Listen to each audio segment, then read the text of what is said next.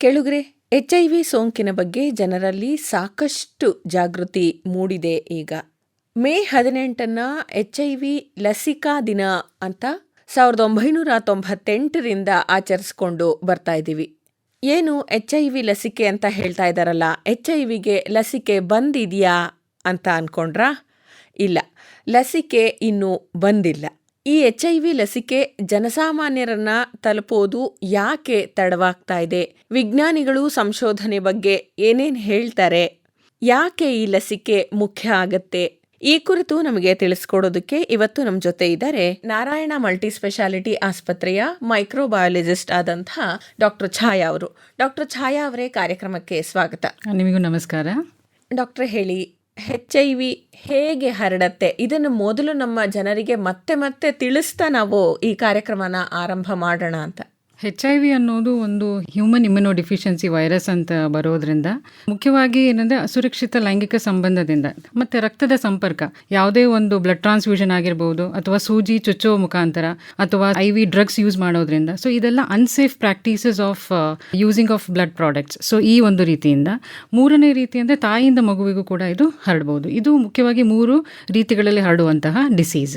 ಅಂದರೆ ಈಗ ಸಾಕಷ್ಟು ಜನರಲ್ಲಿ ಅವೇರ್ನೆಸ್ ಕೂಡ ಇದೆ. ಸರ್ಕಾರ ಕೂಡ ಇದ್ರ ಬಗ್ಗೆ ತುಂಬಾ ಶ್ರಮ ವಹಿಸಿದೆ. ಸಿರಿಂಜ್ಗಳನ್ನ ಸಿಂಗಲ್ ಯೂಸ್ ಮಾಡಿದ್ದಾರೆ. ಹೌದು. ಇನ್ನು IV ಫ್ಲೂಯಿಡ್ಸ್ ಅಲ್ಲೂ ಕೂಡ ಸೇಫ್ ಇಂಜೆಕ್ಷನ್ ಪ್ರಾಕ್ಟೀಸಸ್ ಅಂತ ಆಸ್ಪತ್ರೆಗಳಲ್ಲಿ ಅಳವಡಿಸ್ಕೊಂಡಿದ್ದಾರೆ. ಮತ್ತೆ ತಾಯಿಯಿಂದ ಮಗುಗೆ ಬರೋದು ಅಂತ ಅಂದ್ರೆ ಗರ್ಭಿಣಿ ಆದಾಗ್ಲೇ ಅವಳಿಗೆ HIV ಪರೀಕ್ಷೆ ಮಾಡಿ ಮಗುಗೆ ಆ ವೈರಾಣು ಟ್ರಾನ್ಸ್ಫರ್ ಆಗದೆ ಇರೋ ಹಾಗೆ ಕ್ರಮಗಳನ್ನ ಕೂಡ ಕೈಗೊಳ್ತಾರೆ. ಅಕ್ಯುರೇಟ್ ಟೆಸ್ಟಿಂಗ್ ಮಾಡೋದ್ರಿಂದ ಗರ್ಭಿಣಿ ಆಗಿದ್ದಾಗ ಸೊ ಅವಾಗಲೇ ನಮಗೆ ತಿಳಿದು ಬರುತ್ತೆ. ಸೊ ಸಿರೋಲಾಜಿಕಲ್ ಟೆಸ್ಟ್ ಅಂತ ನಾವು ಏನು ಮಾಡ್ತೇವೆ ಗರ್ಭಿಣಿಯರಿಗೆ, ಅದರಲ್ಲಿ HIV, ಹೆಪಟೈಟಿಸ್ B, ಇನ್ನೊಂದು ಹೆಪಟೈಟಿಸ್ C. ಸೊ ಈ 3 ಟೆಸ್ಟ್ಗಳನ್ನು ಮಾಡೋದ್ರಿಂದ ನಾವು ಈ ರೋಗ ಇದೆಯೋ ಇಲ್ವೋ ಅನ್ನೋದನ್ನ ಗರ್ಭಿಣಿ ಇದ್ದಾಗಲೇ ನಾವು ಇದನ್ನು ಕಂಡುಕೊಳ್ಬಹುದು. ಆದ್ರೆ ಇದಕ್ಕೆ ಲಸಿಕೆ ಇನ್ನೂ ಬರಲಿಲ್ಲ. ಯಾಕೆ ಡಾಕ್ಟ್ರೆ? ಇದು ಒಂದು ವಿಚಿತ್ರವಾದ ಆರ್ಗ್ಯಾನಿಸಮ್ ಅಂತಾನೆ ಹೇಳ್ಬೋದು. ಏನಂತ ಹೇಳಿದ್ರೆ, ಈ ಹ್ಯೂಮನ್ ಇಮ್ಯುನೋ ಡಿಫಿಷಿಯನ್ಸಿ ವೈರಸ್ ಏನಿದೆ ಇದು ನಮ್ಮ ಜೀವಕಣಗಳಲ್ಲಿ ಸೇರ್ಕೊಳ್ಳುತ್ತೆ. ಸೊ 4 ಕಾರಣಗಳಿಗಾಗಿ ಇದಕ್ಕೆ ವ್ಯಾಕ್ಸಿನ್ ಇನ್ನೂ ಬರೋದು ಸ್ವಲ್ಪ ತಡವಾಗಿದೆ. ಒಂದು ಏನಂತ ಹೇಳಿದ್ರೆ, ಈ ಹ್ಯೂಮನ್ ಇಮ್ಯುನೋ ಡಿಫಿಷಿಯನ್ಸಿ ವೈರಸ್ ಏನು ನಮಗೆ ಅಫೆಕ್ಟ್ ಮಾಡುತ್ತೋ ಅದು ಹೋಗಿ ನಮ್ಮ ಇಮ್ಯೂನ್ ಡಿಫೆನ್ಸ್ ಮೆಕ್ಯಾನಿಸಮ್, ಅಂದರೆ ನಮ್ಮ T ಸೆಲ್ಸ್ ಅಂತ ಏನು ಹೇಳ್ತೀವಿ ಯಾವುದೇ ರೋಗಗಳು ಬಂದಾಗ, ಸೊ ಅದನ್ನು ಅಫೆಕ್ಟ್ ಮಾಡುತ್ತೆ. ಸೊ ಹಾಗಾಗಿ ನಮ್ಮಲ್ಲಿ ಆ ಇಮ್ಯೂನ್ ರೆಸ್ಪಾನ್ಸನ್ನೇ ಫುಲ್ ಕಡಿಮೆ ಮಾಡಿಬಿಡುತ್ತೆ. ಅದು ಒಂದು ಕಾರಣ. ಸೊ ಎರಡನೇ ಕಾರಣ ಏನಂತ ಹೇಳಿದ್ರೆ, ಇದೊಂದು ವಿಚಿತ್ರವಾದ ವೈರಸ್ ಏನು ಮಾಡುತ್ತೆ, ಇದು ಅಡ್ಕೊಳ್ಳುತ್ತೆ, ಅಂದರೆ ಇಟ್ ಹೈಡ್ಸ್. ಸೊ ನಮ್ಮ ದೇಹದಲ್ಲಿ ಈ ವೈರಸ್ ಎಂಟ್ರ್ ಆದ ತಕ್ಷಣ ಏನಾಗುತ್ತೆ, ಯಾವುದೇ ಇನ್ಫೆಕ್ಷನ್ ಆದಾಗಲೂ ಕೂಡ ನಮ್ಮ ದೇಹದಲ್ಲಿ ಆಂಟಿಜನ್ ಪ್ರೊಡ್ಯೂಸ್ ಆಗುತ್ತೆ. ಸೊ ಆ ಆಂಟಿಜನ್ಗೆ ನಮ್ಮ ದೇಹದ ರೋಗ ನಿರೋಧಕ ಶಕ್ತಿಯಿಂದ ಆಂಟಿಬಾಡೀಸ್ ಅಂತ ಪ್ರೊಡ್ಯೂಸ್ ಆಗುತ್ತೆ. ಸೊ ಈ HIV ವೈರಸ್ ನಮ್ಮ ದೇಹದಲ್ಲಿ ಹೋದಾಗ ಈ ಆಂಟಿಬಾಡೀಸ್ ಅನ್ನೋದು ಕೂಡ ಪ್ರೊಡ್ಯೂಸ್ ಆದರೂ ಅದರಿಂದ ಎಸ್ಕೇಪ್ ಆಗಿಬಿಡುತ್ತೆ ಈ HIV ವೈರಸ್. ಸೊ ಹಾಗಾಗಿ ಇದು ಸಂಪೂರ್ಣವಾಗಿ ಕಿಲ್ ಮಾಡ್ಲಿಕ್ಕೆ ಆಗಲ್ಲ. ಸೊ ಅದಕ್ಕೆ it is called as hidden. So ಅದು ಒಂದು ಕಾರಣ. ಸೊ ಇನ್ನೊಂದು ಕಾರಣ ಏನಂತ ಹೇಳಿದ್ರೆ, ಈ HIV ವೈರಸ್ ಏನು ಮಾಡುತ್ತಪ್ಪ ಅಂದರೆ, ಈ ವೈರಸ್ ಕಣಗಳು ಹೋಗಿ ನಮ್ಮ ದೇಹದ ನಾರ್ಮಲ್ ಸೆಲ್ಸ್ ಏನಿದೆ, ಕೋಶಗಳು, ಅದರೊಳಗೆ ಸೇರ್ಕೊಂಡ್ಬಿಡುತ್ತೆ. ಸೊ ಹಾಗಾಗಿ ನಮ್ಮ ಇಮ್ಯೂನ್ ಸಿಸ್ಟಮ್ ಏನಿದೆ ಅದನ್ನ ರಿಕಗ್ನೈಸ್ ಮಾಡಲ್ಲ. ಅದು ನಮ್ಮ ದೇಹದಲ್ಲೇ ಇರೋ ಒಂದು ಸಹಜವಾದ ಕೋಶ, ಸೆಲ್ ಅಂತ ಅನ್ಕೊಂಡು ಕೂಡ ಅದು ರಿಕಗ್ನೈಸ್ ಮಾಡಲ್ಲ. ಸೊ ಹಾಗಾಗಿ ಇದೇನಾಗುತ್ತೆ, ಈ ವೈರಸ್ ನಮ್ಮ ದೇಹದಲ್ಲಿ ಲೇಟೆಂಟ್ ಫೇಸ್ ಅಂತ ಉಳ್ಕೊಳ್ಬಿಡುತ್ತೆ, ಅಂದ್ರೆ ದೇಹದಲ್ಲಿ ಕೊನೆಯ ತನಕ ಉಳ್ಕೊಳ್ಬಿಡುತ್ತೆ. ಈವನ್ ಟ್ರೀಟ್ಮೆಂಟ್ ಕೊಟ್ಟಾಗ್ಲೂ ಕೂಡ ಸಿಂಪ್ಟಮ್ಸ್ ಅದು ಕಡಿಮೆ ಆಗಬಹುದೇ ಹೊರತು ಇದನ್ನ ನಾವು ಕಂಪ್ಲೀಟ್ ಆಗಿ ತೆಗಿಲಿಕ್ಕೆ ಆಗಲ್ಲ. ಯಾಕಂದ್ರೆ because of this latency quality. ಆದ್ರೆ ಮೇ 18 1998ನೇ ಇಸ್ವಿಯಿಂದಾನೇ ವಿಶ್ವ ಏಡ್ಸ್ ಲಸಿಕಾ ದಿನ ಅಂತ ಆಚರಣೆ ಮಾಡ್ಕೊಂಡು ಬರ್ತಾ ಇದ್ದಾರೆ. ಅಂತ ಅಂದ್ರೆ ಇದ್ರ ಬಗ್ಗೆ ಇನ್ನೂ ಸಾಕಷ್ಟು ಜಾಗೃತಿ ಮೂಡಬೇಕು ಮತ್ತೆ ಇದಕ್ಕೆ ಆದಷ್ಟು ಬೇಗ ಲಸಿಕೆಯನ್ನ ಕಂಡು ಹಿಡಿಬೇಕು ಅನ್ನೋದೇ ಇದ್ರ ಉದ್ದೇಶ ಅಂತ ಅನ್ಕೊಳ್ತೀನಿ. ಹೌದು. ಇದ್ರ ಹಿನ್ನೆಲೆ ಹೇಳೋದಾದ್ರೆ, ಅಂದಿನ ಅಮೆರಿಕದ ಅಧ್ಯಕ್ಷರಾದ ಬಿಲ್ ಕ್ಲಿಂಟನ್ ಅವರು ಮೇ 18ನೇ ತಾರೀಕು 1997ರಲ್ಲಿ ಅವರು HIV ಲಸಿಕೆಯ ಬಗ್ಗೆ ತುಂಬಾ ಮಾತನಾಡಿದ್ರು. ಅಂದ್ರೆ ಇದರ ಅವಶ್ಯಕತೆ ಇದೆ, ಇದನ್ನ ನಾವು ತಡೆಗಟ್ಟಲಿಕ್ಕೆ. ಯಾಕಂದ್ರೆ ಆ ಕಾಲದಲ್ಲಿ ಅದು ಪ್ಯಾಂಡಮಿಕ್ ತರ ಇತ್ತು. ಸೊ ಶುರುವಾದಾಗ ತುಂಬಾ ಕೇಸಸ್ಗಳು ರಿಜಿಸ್ಟರ್ ಆಗ್ತಾ ಇತ್ತು. ಸೊ ಹಾಗಾಗಿ ಇದನ್ನ it was considered as a pandemic. So ಆ ಸಮಯದಲ್ಲಿ ಬಿಲ್ ಕ್ಲಿಂಟನ್ ಅವರು ಈ ಲಸಿಕೆಯ ಬಗ್ಗೆ ತುಂಬಾ ಅವರು ಒತ್ತಿ ಮಾಡಿ ಹೇಳಿದ್ರು. ಸೊ ಹಾಗಾಗಿ ಸೇಮ್ ದಿನ ಮುಂದಿನ 1998ರಲ್ಲಿ 1 ವರ್ಷ ಆದ್ಮೇಲೆ ಅವತ್ತಿನಿಂದ ನಾವು ಈ HIV ಲಸಿಕಾ ದಿನ ಅಂತ ಅವತ್ತಿನಿಂದ ಇದನ್ನ ಆಚರಿಸ್ತಾ ಇದ್ದೇವೆ. ಸೊ ಇದರ ಆಕ್ಚುಲಿ ಉದ್ದೇಶ ಏನಪ್ಪಾ ಅಂತ ಹೇಳಿದ್ರೆ, ಒಂದು ಇದ್ರ ಬಗ್ಗೆ ಅವೇರ್ನೆಸ್ ಕೊಡೋದು, ಅಂದ್ರೆ ಜನಗಳಿಗೆ ಇದ್ರ ಬಗ್ಗೆ ತಿಳುವಳಿಕೆ ತಿಳುವಳಿಕೆ ನೀಡೋದು. ಒಂದು ಇದರ ಪ್ರಿವೆನ್ಷನ್ ಹೇಗೆ, ನಾವು ಇದನ್ನು ತಡೆಗಟ್ಟೋದು ಹೇಗೆ, ಮತ್ತು ಇದ್ರ ಲಸಿಕೆಯಿಂದ ನಾವು ಹೇಗೆ ಇದನ್ನು ತಡೆಗಟ್ಟಬಹುದು, ಅದು ಒಂದು ಉದ್ದೇಶ.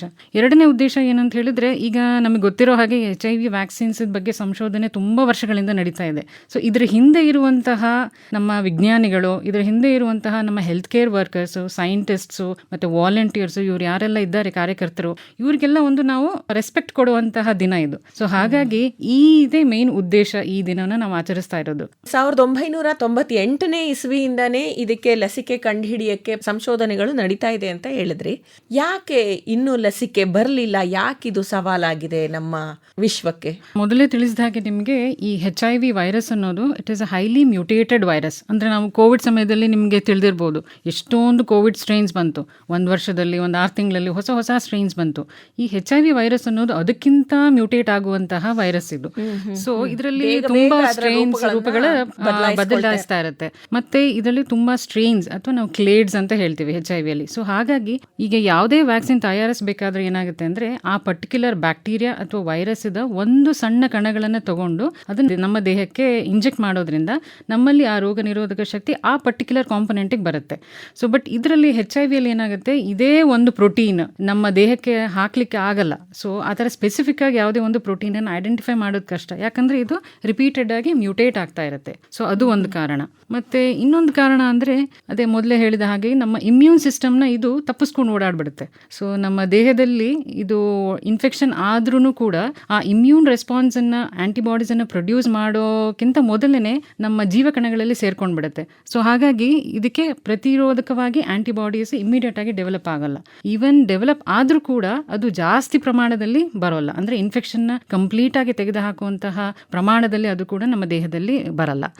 ಮತ್ತೆ ಇನ್ನೂ ಒಂದು ಹೇಳೋದಾದ್ರೆ, ಆ ನ್ಯೂಟ್ರಲೈಸಿಂಗ್ ಆಂಟಿಬಾಡೀಸ್ ನಾನಂತೆ ಏನು ಹೇಳಿದೆ, ಅಂದ್ರೆ ಆ ಆಂಟಿಜನ್ ಅನ್ನ ಸಾಯಿಸುವಂತಹ ಆಂಟಿಬಾಡೀಸ್ ನಮ್ಮ ದೇಹದಲ್ಲಿ ತುಂಬಾ ಸ್ಟ್ರಾಂಗ್ ಆಗಿ ಡೆವಲಪ್ ಆಗಲ್ಲ. ಸೊ ಈ 3 ಕಾರಣಗಳಿಂದ ಇದಕ್ಕೆ ವ್ಯಾಕ್ಸಿನ್ ಅನ್ನ ಕಂಡುಹಿಡಿಯೋದು ತುಂಬಾನೇ ಕಷ್ಟ ಆಗಿದೆ. ಈಗ ಕೋವಿಡ್ ಅಲ್ಲಿ ಏನಾಗ್ತಾ ಇತ್ತು, ಒಂದು ವೈರಸ್ ಮೇಲೆ ಒಂದು ಸ್ಪೈಕ್ ಪ್ರೋಟೀನ್ ಅಂತ ಇರುತ್ತೆ. ಸೊ ಆ ಒಂದು ಸ್ಪೈಕ್ ಪ್ರೋಟೀನ್ಗೆ ವ್ಯಾಕ್ಸಿನ್ ಅನ್ನು ಕಂಡುಹಿಡಿದ್ರು. ಸೊ ಅದೇ ಸುಮಾರು ಕಂಪನಿಗಳು ಎಲ್ಲ ಮಾಡಿದ್ರು. ಸೊ ಬಟ್ ಇದರಲ್ಲಿ ಏನಾಗುತ್ತೆ, ಆ ಥರ ಪ್ರೋಟೀನು ಲಕ್ಷಾಂತರ ಇರ್ಬೋದು HIV ವೈರಸ್ ಅಲ್ಲಿ. ಹಾಗಾಗಿ ಇದಕ್ಕೆ ಪರ್ಟಿಕ್ಯುಲರ್ ಆಗಿ ನಾವು ವ್ಯಾಕ್ಸಿನ್ ಕಂಡುಹಿಡಿಯಲಿಕ್ಕೆ ತುಂಬಾನೇ ನಿಧಾನ ಆಗ್ತಾ ಇದೆ.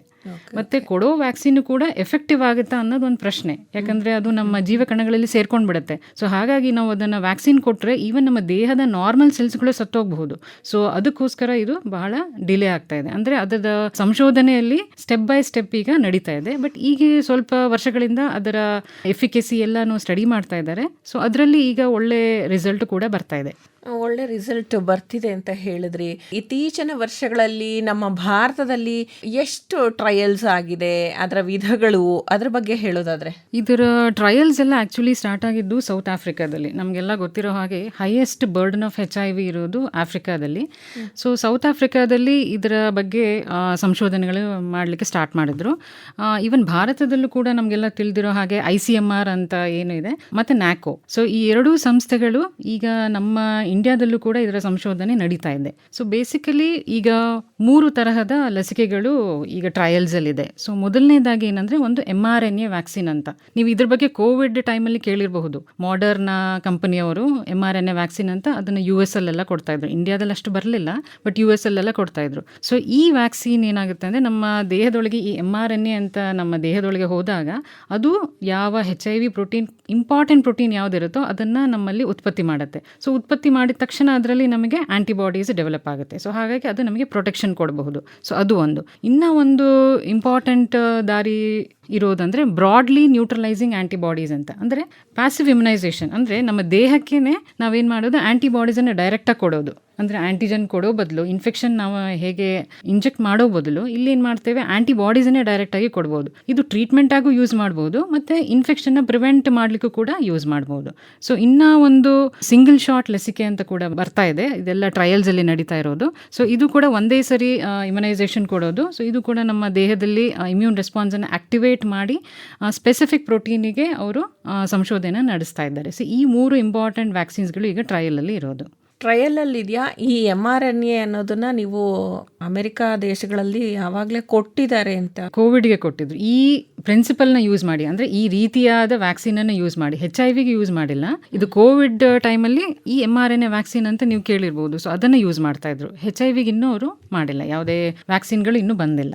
ಸೊ ಈ ಟ್ರಯಲ್ಸ್ ಎಲ್ಲ ಈಗ ಡಿಸೆಂಬರ್ 2025 ಸೌತ್ ಆಫ್ರಿಕಾದಲ್ಲಿ ಸ್ಟಾರ್ಟ್ ಆಗಿದೆ. ಅಂದರೆ phase 1 ಟ್ರಯಲ್ ಮುಗಿದಿದೆ ಅಂತ ಹೇಳಿದ್ರೆ, ಈ ಲಸಿಕೆಯ ಎಫಿಕೆಸಿ ಏನು, ಅದರ ಏನು ಸೈಡ್ ಎಫೆಕ್ಟ್ಸ್ ಇಲ್ಲದೇ ಇರೋ ಥರ ಹೇಗೆ ನಾವು ಕೊಡ್ಬೋದು, ಮತ್ತು ಯಾವ ರೀತಿಯಾದ ಎಷ್ಟು ಆಂಟಿಬಾಡಿ ರೆಸ್ಪಾನ್ಸ್ ಪ್ರೊಡ್ಯೂಸ್ ಆಗುತ್ತೆ ನಮ್ಮ ದೇಹದಲ್ಲಿ ಇದು ಕೊಟ್ಟಾಗ. ಸೊ ಈ 3 ಅಂಶಗಳನ್ನು ಇವರು phase 1 ಅಲ್ಲಿ ಟ್ರಯಲ್ ಅಲ್ಲಿ ಮಾಡ್ತಾ ಇದ್ದಾರೆ. ಇನ್ನು ಸೌತ್ ಆಫ್ರಿಕಾದಲ್ಲಿ ಈಗ ಅಲ್ಲಿ ಫಸ್ಟ್ ಹ್ಯೂಮನ್ ಟ್ರಯಲ್ ನಡೀತಾ ಇದೆ, ಯಾಕಂದ್ರೆ ಅಲ್ಲಿ ಪಾಪ್ಯುಲೇಟೆಡ್ ಪ್ಲೇಸ್ ಆಗಿರೋದ್ರಿಂದ.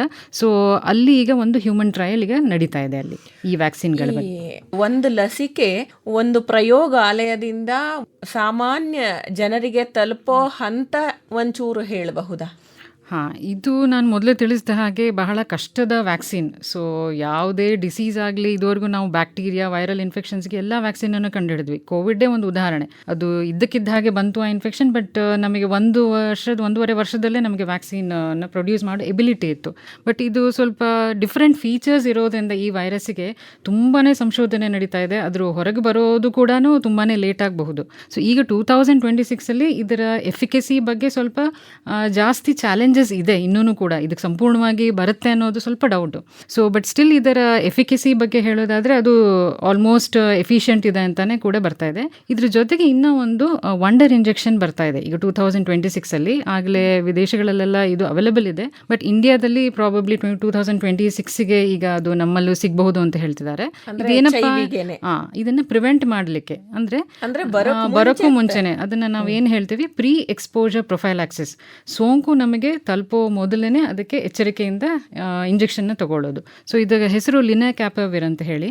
ಬಟ್ ಇದು ತುಂಬಾ ಎಕ್ಸ್ಪೆನ್ಸಿವ್, ತುಂಬ ಕಾಸ್ಟ್ಲಿ ಡ್ರಗ್ ಇದು. ಸೊ ಅದಕ್ಕೋಸ್ಕರ ಇಂಡಿಯಾದಲ್ಲಿ ಇನ್ನೂ ಅದು ತರಬೇಕೋ ಬೇಡವೇ ಅನ್ನೋದು ಇನ್ನೂ ವಿಚಾರದಲ್ಲಿ ಇದೆ.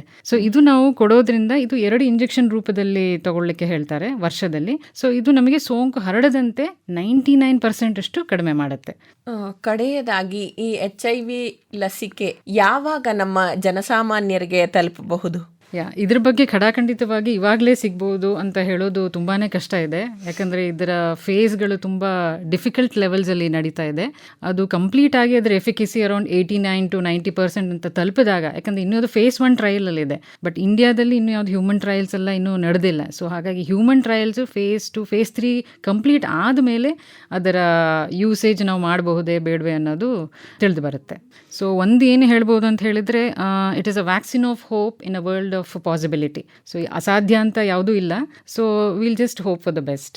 ಆ್ಯಕ್ಚುಲಿ ಒಂದು ಖುಷಿ ವಿಷಯ ಅಂತ ಹೇಳಿದರೆ, ಸ್ಟ್ಯಾಟಿಸ್ಟಿಕ್ಸ್ ಪ್ರಕಾರ 2010 2024ವರೆಗೆ ಏನು ಇನ್ಸಿಡೆನ್ಸ್ ನೋಡಿದ್ದಾರೆ, ಈಗ ನಮ್ಮ ಭಾರತ ದೇಶದಲ್ಲಿ ಆಲ್ಮೋಸ್ಟ್ 48% ಇನ್ಫೆಕ್ಷನ್ ಕಡಿಮೆ ಆಗಿದೆ, ಅಂದರೆ ಹೊಸ ಇನ್ಫೆಕ್ಷನ್ಗಳು. ಸೊ ಈಗಿನ ಪ್ರಮಾಣದಲ್ಲಿ ಅರೌಂಡ್ 0.2 to 0.3% ಅಷ್ಟೇ ಇರೋದು ಈಗ. ಆ್ಯಂಡ್ ಈವನ್ ಟ್ರೀಟ್ಮೆಂಟ್ ವೈಸು ಕೂಡ ದ ಮಾರ್ಟಾಲಿಟಿ ರೇಟ್, ನಾವೇನು ಸಾವಿನ ಸಂಖ್ಯೆ ಅಂತ ಹೇಳ್ತೀವಿ, ಅದು ಕೂಡ 80% ಅಷ್ಟು ಕಡಿಮೆ ಆಗಿದೆ. ಸೊ ಇದೆಲ್ಲ ಪಾಸಿಬಲ್ ಆಗಿರೋದು ಈ ಆ್ಯಂಟಿ ರೆಟ್ರೋವೈರಲ್ ಥೆರಪಿ ಅಂತ ಏನು ಹೇಳ್ತೇವೆ, ಇನ್ಫೆಕ್ಷನ್ ಆದ ತಕ್ಷಣ ಸ್ಟಾರ್ಟ್ ಮಾಡ್ತೇವಲ್ಲ. ಸೊ ಅದರಿಂದಾಗಿ ಇದರ ಪ್ರಮಾಣ ಅಥವಾ ಡೆತ್ ರೇಟ್ ಎರಡೂ ಕೂಡ ಬಹಳ ಕಡಿಮೆ ಆಗಿದೆ. ಯಾವುದೇ HIV ಇನ್ಫೆಕ್ಷನ್, ಏಡ್ಸ್ ಅಂತ ನಾವೇನು ಕೊನೆ ಘಟ್ಟ ಹೇಳ್ತೀವೋ ಆ ಘಟ್ಟಕ್ಕೆ ತಲುಪೋದು ಬಹಳ ಕಡಿಮೆ ಆಗಿದೆ ಈಗಿನ ದಿನಗಳಲ್ಲಿ, ಇದರ ಅರಿವಿಕೆಯಿಂದ ಹಾಗೂ ಅವೈಲಬಲ್ ರಿಸೋರ್ಸಸ್ ಮತ್ತು ಟ್ರೀಟ್ಮೆಂಟ್ ಇಂದ ಇದು ಸಾಧ್ಯತೆಯಾಗಿದೆ. ನಮ್ಮ ತಪ್ಪಿ ಇಲ್ಲದಲೇ ನಮಗೆ HIV ಸೋಂಕು ಉಂಟಾಯಿತು ಅಂತ ಅಂದರೆ ಎದೆಗುಂದೋದು ಬೇಡ, ಲಸಿಕೆ ಕಂಡು ಹಿಡಿತಾ ಇದ್ದಾರೆ.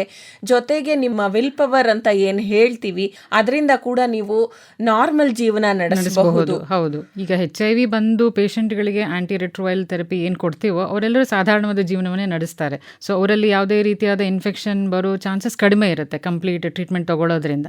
ಸೊ ಹಾಗಾಗಿ ಥೆರಪಿ ತಗೊಳ್ಳೋದು ಬಹಳ ಒಳ್ಳೆಯದು.